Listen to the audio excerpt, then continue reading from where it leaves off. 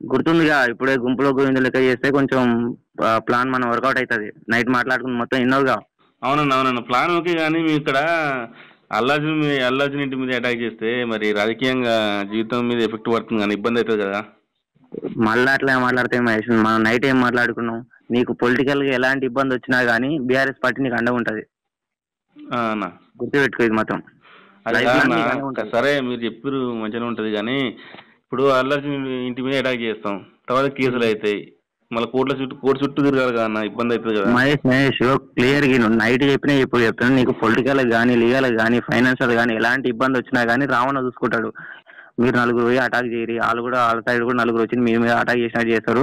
అది కొంచెం హంగామా జరుగుతుంది. ఇది మొత్తం ప్లాన్ ప్రకారం జరుగుతుంది కాబట్టి మీకు ఎలాంటి ఇబ్బంది ఉండదు.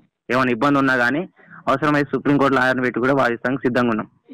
అన్న ఓకే అన్న, కాదంటలేం కానీ మరి మీరు ఇచ్చిన కమిట్మెంట్ మాత్రం మర్చిపోతాను. మీరు చెప్పిన దానికంటే ఎక్కువనే చేస్తా కానీ. ఒకరు గుర్తుపెట్టుకో మహేష్, అన్న కమిట్మెంట్ విషయంలో కానీ ఇష్యూలు వచ్చినా కానీ పార్టీ మీకు అండగా ఉంటుంది. మీకు అనుకున్న టైంకి అనుకున్న ప్లేస్కి వచ్చి అందుతాయి మీకు అందరికి. అన్న మీరు పోయే ముందు ఒక్కటే అల్లు అర్జున్ ఇంటి ముందు పోయి దాడి చేసే ముందు ఒక 5 నిమిషాలు నాకు ఫోన్ చేయరి.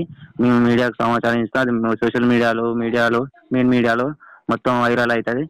అది మొత్తం హంగామా జరిగేటట్టు చేయరు అంతే. మీరు చేయాల్సింది ఒకటే, అది కూడా కాదు, ఒక హంగామా లాగా చేస్తే అయిపోతుంది. ఓకే అన్న, నువ్వు చెప్పినాకనే మీరు లోపలికి పోతాం అన్న. ఒక 5 నిమిషాల ముందు ఫోన్ చేయి అంతే నాకు.